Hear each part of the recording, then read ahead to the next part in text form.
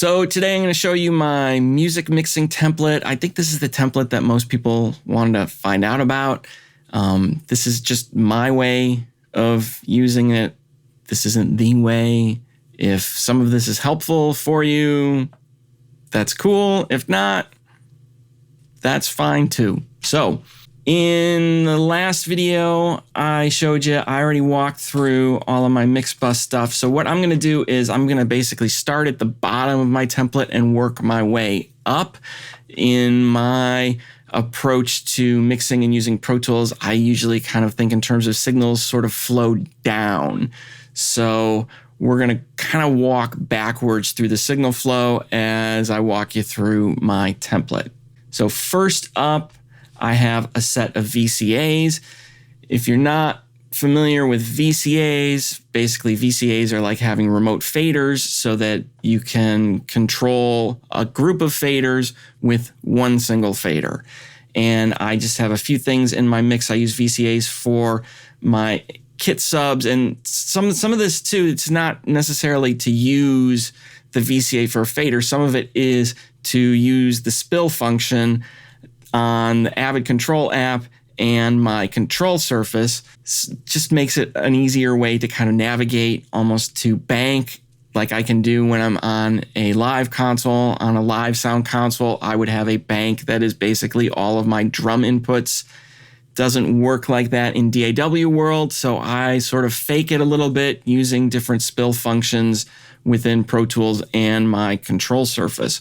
So the ones that are in here, I have my kit subs, and this is basically for individual sub mixes that are within my drum kit, which I will explain when we get up to those. Then I have kit effects. These are my kit effects returns, so basically the reverbs on the kit. Vocal effects, again, vocal effects returns. Miscellaneous effects are any other effects that I'm doing on the mix, probably things for instruments.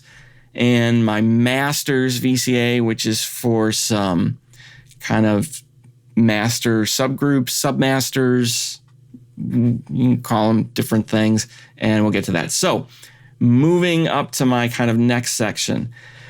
This is my folder of my master buses, basically. These are kind of subgroups, submasters, however you want to define them for yourself that makes sense.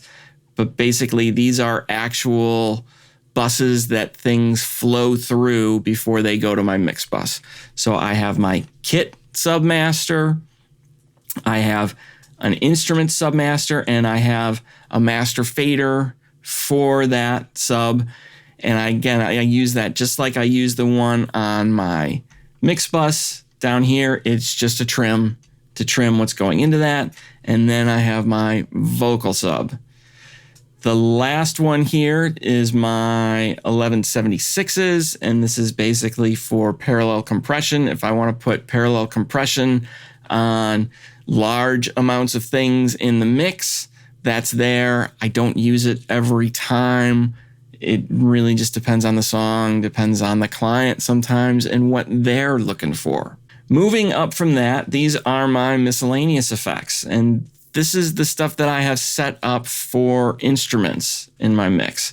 So I have kind of a small space, and this is in H Reverb. Honestly, if you've got H Reverb, you've got this preset. If you go into my presets, it's this one, small space.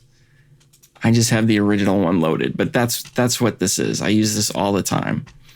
Then I have another 3 reverbs, and the way I kind of look at this is they're like kind of a small, medium, and large space, and I will use them to put instruments in there, whether I want them to be close, further back, or even further back from that. That's what I use those ones for. And then I just have an instrument delay, and I honestly don't use this very often, and I could probably get rid of it. And that's something with templates for me too. They're constantly changing. One thing you'll notice right here, this is version 5. It's the end of March, and I'm already on version 5 of my template for this year. I'm just constantly changing it and updating it based on different things I'm adding to projects or different ways of working since I incorporated SoundFlow and the Stream Deck into things. The template's been changing because I've been moving things that were in my template off onto the Stream Deck and SoundFlow and just fire them from there to load them. Just whatever is easiest and fits the way I feel like working, honestly, which is constantly evolving. Moving up from that, one last thing, I almost forgot. There's another thing in here, this Mix Bob that I have in here. Some of the live recordings that I do, I have just kind of an overall reverb that I can put on almost everything. This is a trick I got from Bob Clearmountain, and that's what that is in there. Anything you see in my template that says Bob, I stole that from Bob Clearmountain. So moving up from there, we have my vocal effects returns, and you can see there are a ton of these. I don't use all of these every time. The reason I have these in here is so that I don't have to think about setting them up every time. They're just the settings and things that I like having in there. It just allows me to be creative because I can just push up faders and not think about, what do I want to do here? It's already in there. I don't have to think. It's just there. I don't use everything all the time. At the bottom, I've got Real ADT. I'll use that for background vocals at times. It's kind of a doubler sort of thing, but it's probably closer to a true doubler than some of the doubler plugins that are out there, in my opinion. Vital is a vitalizer. I haven't been using that very much, but I'll use it sometimes for kind of a small room thing. Split harmonizer is just a traditional split harmonizer kind of effect. Then I have a slap, an eighth note, and a quarter note delay. The quarter note I use more for throws, and it's not always a quarter note. Sometimes it might be a half note. Sometimes it might be a dotted eighth, a dotted quarter. It's just whatever feels right and is cool. It's the same with the eighth note. It's not always an eighth note. Sometimes it might be a 16th. Sometimes it might be a dotted eighth. It just depends on the song and what feels good. Sometimes it might be an eighth note on one side and a dotted eighth note on the other side. I change it up. But this one tends to be on in the mix most of the time, whereas the quarter note I use more for throws and for riding a little more, although I ride the eighth note too. Then I have a long reverb for vocals and a short one. The long one, again, this is another preset of mine in H Reverb. If you want it, it's right there. Obviously, I'm a little biased towards these probably because they're my presets, and Waves was kind enough to put them into the actual software. So I use that. The short one I go back and forth on right now. I'm using the Abbey Road plate. So there you go. That will change probably soon because it's been on the plate for a long time. But it's another thing. It's one of those things where if it stops working, I'll use something else. And that's why I have a lot of other stuff inserted on here. You can see there's a lot of different reverb plugins on my short return because this is kind of my main vocal reverb. And I change it up a lot. If that one doesn't work, I might try the Abbey Road Chambers. If that doesn't work, I'll go to one of my presets in H Reverb. Now I've got the CLA Epic on there. Haven't used it for vocals too much yet, but I know it's got good stuff in there. Phoenix Verb is another one. Echosphere, well, that can go actually, because now that I've got Epic. There's a delay on there because these other reverbs down after that don't have pre-delay control, so there's a delay in there that I can use. So basically, it's one of the things you'll see as I start going through more of this is there's a lot of stuff deactivated, and this is just the stuff that I use somewhat regularly, but I don't necessarily want to have it on because I don't do things as a rule when I'm mixing. I do things based on what I'm hearing.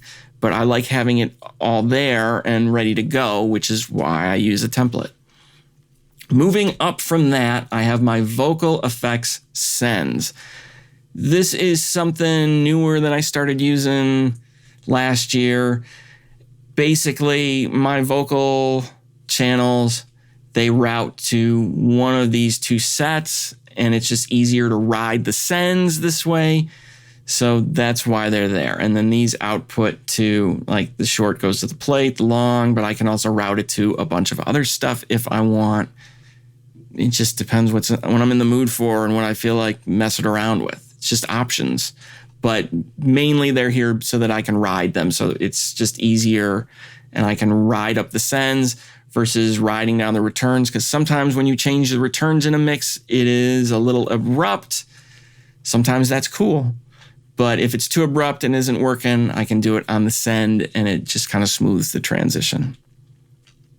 Moving up from there, I have a background vocal subgroup folder. If I have a bunch of background vocals, I want to process them all at once as one thing. That's what that folder is. But now I'm moving up into my instrument folders, and this is, I use these basically for organization purposes. So I have a vocal one here. There's a miscellaneous for stuff that doesn't fit anything else. So strings, horns, maybe loops, sound effects, anything. I'm not quite sure what it is. Sometimes when I'm doing live recordings, I will put the audience microphones into this miscellaneous folder. And these folders, they're really just for navigating and for sorting things, and for when I'm kind of setting up my sessions. I did a video on how I set up a session to mix. It just makes navigating around my sessions really easy, and I can use folder spill with the app and my control surface to just get that stuff to pop right up on the surface. So it's just anything I can do that makes the process easier and faster and more fun. That's what my templates are for. Going up from there, I have my guitars folder. There's some stuff in here. This epic guitar, sometimes I'll use that on guitar solos. It's just probably some reverb and delay and a bunch of stuff. And I'm just, right now, it's just the CLA Epic, which is why I'm calling it Epic Guitar. I've had different stuff in the past, but it all kind of does the same thing. Heat is just it's like a parallel EQ and a widener kind of thing that I use on guitars at times. I stole it from Chris Lord Algae. So he's got videos kind of on what it is. I don't know what his settings were, but I just took the idea and kind of made up my own version of it. So I don't know how close it is to how he does it, but I use that sometimes and it's cool. Moving up is my bass folder, and this folder is a little different because the other folders, most of the folders in my session are basic folders and there's no routing. For the bass, I actually use a routing folder because, well, there's a couple of reasons. Sometimes I like processing a bunch of different things all as one. I might have a bass DI, and then there might be a bass amp in there, or maybe there's like a bass synth or something like that. And I kind of all want to treat them all as sort of one thing. I'll do some processing on here. Another thing I do on this sometimes is I used to, when I would do parallel compression on the drums, I used to put the bass guitar in there, and I kind of stopped doing that, but I kind of was missing the way sometimes the drums would interact with the bass. So I'll put a compressor on this folder sometimes and sidechain it to the drums to get some of that movement back in there. Not all the time, but sometimes it's kind of cool to me. I like it. Bass effects. This is a flanger. Once upon a time, I was at a conference and someone said you should never use a flanger, to which I said I use one all the time. Sometimes I put that on the bass guitar.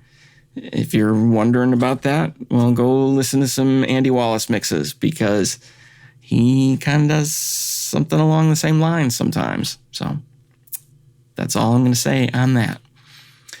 Moving up from that, I have my kit effects returns, again, I don't use all of these every time.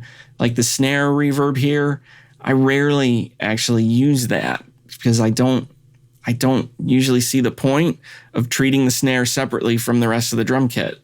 So sometimes it gets used, sometimes it doesn't. If I'm using that, it's actually more of a part of the snare sound than it really is necessarily a reverb. And I think the thing that's on there right now is probably some sort of a gated reverb kind of thing, which sometimes I don't want that on the rest of the kit and I just want it on the snare. So there's a thing where it's part of the sound of the snare, and that's why it's there. Then I just have my reverbs, and again, it's kind of, I have a short and a medium. Sometimes the medium is actually a long one. These are presets that are in there for me. This is probably this one. Yep, that's it. Maybe the output's a little different.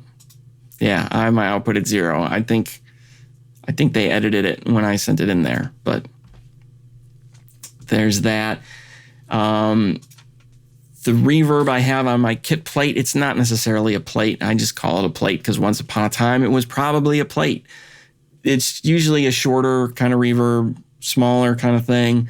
Right now I have a Studio Rack preset that I made that's in there, and I love this little setting that I've got and what it does. So it's a new preset I made for H Reverb that is not in the plugin, but I think I basically took one of my presets and modded it. So other thing in there, I have just a room.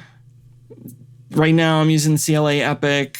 Sometimes I use the Abbey Road Chambers, which is why that's there too. Just a drum room. A lot of the recordings I'm doing are live recordings where I don't have drum room mics like I would on a studio recording. So I use that to fake it sometimes. Sometimes I put room mics that were recorded in the studio. Sometimes I put them into that. No rules, but it's just options for me. Going up from there is we're getting towards the end of the template, and this is all my drum stuff. I have a folder, and these folders that are in here, these are routing folders, and I use these as subgroups. You might remember earlier there was a VCA. I'll pop down to that. Kit subs, that controls all the folders up here in the kit. So the perk loops, I have a room folder for room mics. Overheads is usually basically overhead mics and anything else on the cymbals, hi-hat mics, ride mics, just mono overheads, whatever else is in there. That's in the overheads. Then toms and snare and kick folders. And basically with the kit subs, it's just a quick way for me to get at those folders, and I'll use those to kind of balance the kit, because most of these parts of the mix, they're made up of multiple mics to get kind of a sound, especially when it comes to the snare and the kick drum.